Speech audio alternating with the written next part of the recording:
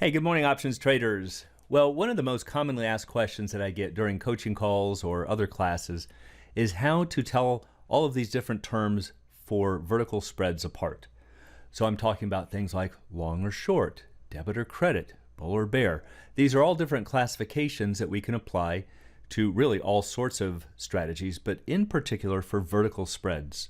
Traders find these really confusing, and partly because there's a lot of overlap. In other words, if we know one of the terms, we automatically know the other. And unfortunately, too many times traders resort to just memorizing things or figuring out mnemonic devices to come up with the answers. So in this video, I want to show you a really simple technique for figuring these terms out for your vertical spreads. So to get started, quick recap on the vertical spreads. You will be buying one option and selling another of the same type. Recall that there are two types of options: calls or puts. So they both have to be calls or they both have to be puts, but not one of each. And they have to have the same expiration. So let's say that you buy the May 100 call and sell the May 105 call. That's a vertical spread. Pretty simple. But now, how do we figure out if it's long or if it's short? Or if it's a debit or a credit, or if it's bullish or bearish? And that's what I want to show you, just how easy it is to do. Now to do that, fall back on some definitions. Remember that a long option just simply means that you bought it. We use the same terms in the stock market. If you buy shares of Microsoft, you are long Microsoft. If you buy a call, you are long that call. It's just a term that means that you purchased it.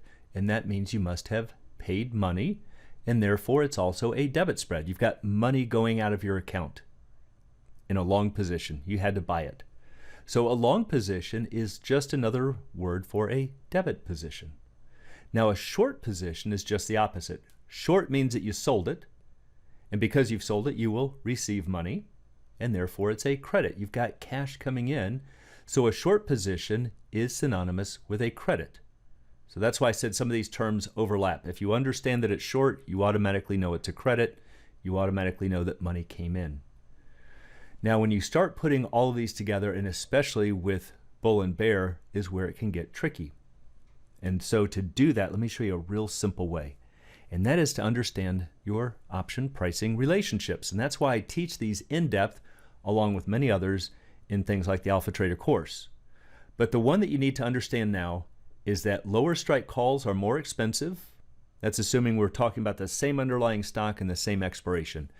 The lower the strike price, the more expensive that call option has to get. And on the flip side, higher strike puts must be more expensive. Again, same stock, same expiration. So for instance, let's say that we're looking at the May 100 call and the May 105.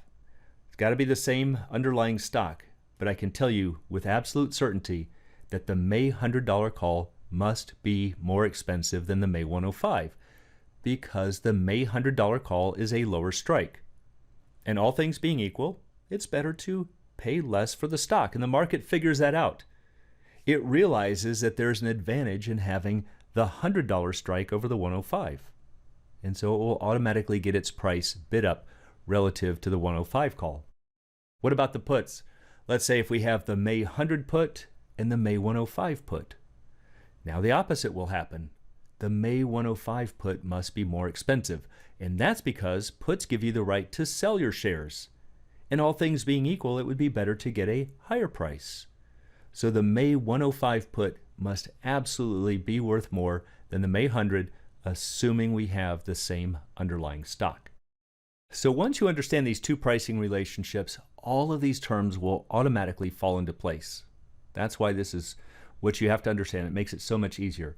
And it's simply a two-step process that you need to understand. The first one is to identify the most valuable option, which we just looked at. Number two, determine if you're buying or selling that option. And then the rest will fall into place. So if you are buying a call, that should be bullish. I think everybody knows that. If we find that you are buying a call, it is a bullish outlook. If you are buying a put, it is a bearish outlook. And then obviously if the reverse were true, we would also get the reverse answers. If you are selling a call, it would be bearish. And if you're selling a put, it would be bullish. So this is just how simple it is, this two-step process. So let's take a look at some examples. let's say that you buy the May 100 call and you sell the May 105 call. How do you figure all of these terms out? Well, first of all, identify the most valuable option. We know we've got the same expiration, same underlying. We know the May 100 call has to be more expensive. And what are you doing with it? You're buying it. You're spending more money than what you're receiving. So if you're buying the $100 call, it's got to be a debit spread. Again, more money is going out than what you're receiving from the sale of the 105. What else? Well, I'm going to identify the more valuable strike, and what am I doing with it? I am buying it. That was step 2. Determine what you're doing with that more valuable strike. I'm buying a call, and buying calls is bullish.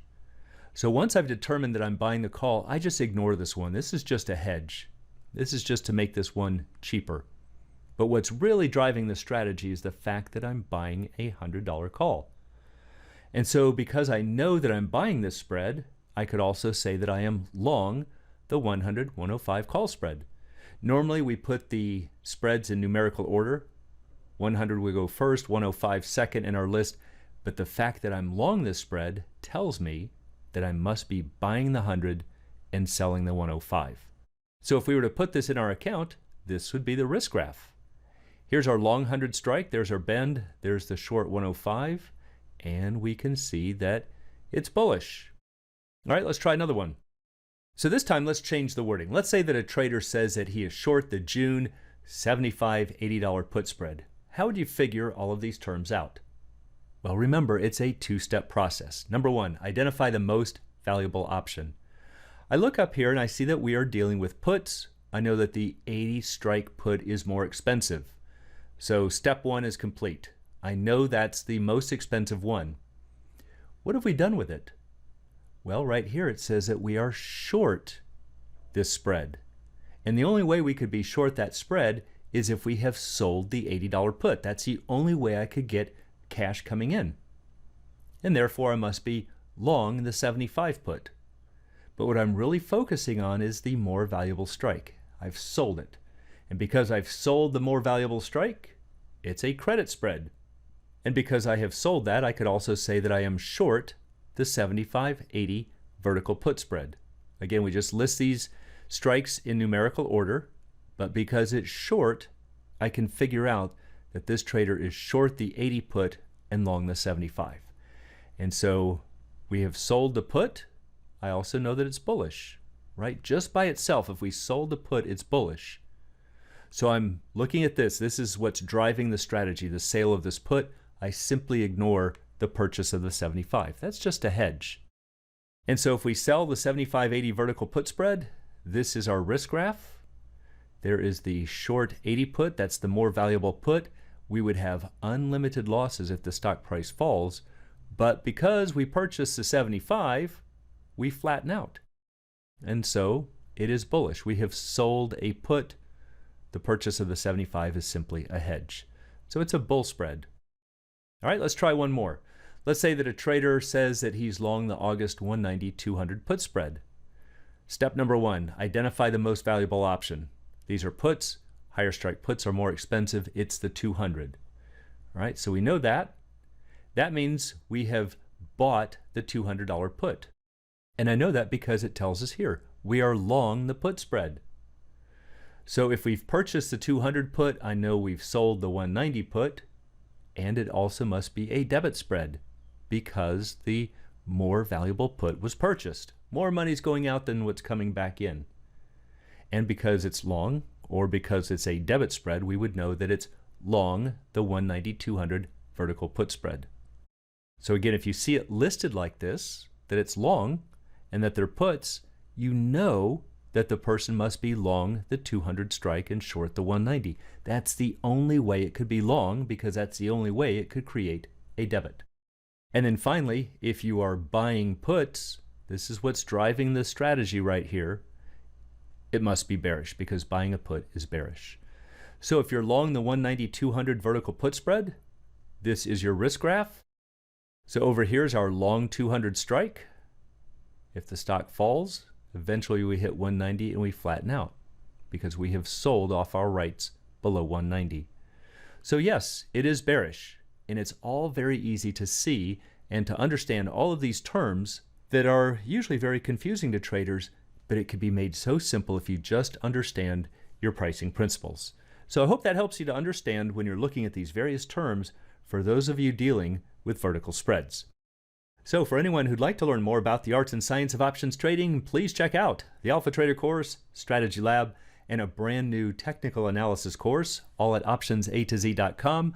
Also, please join us on the Facebook trading group, Options A to Z, and you can find a link in the description below.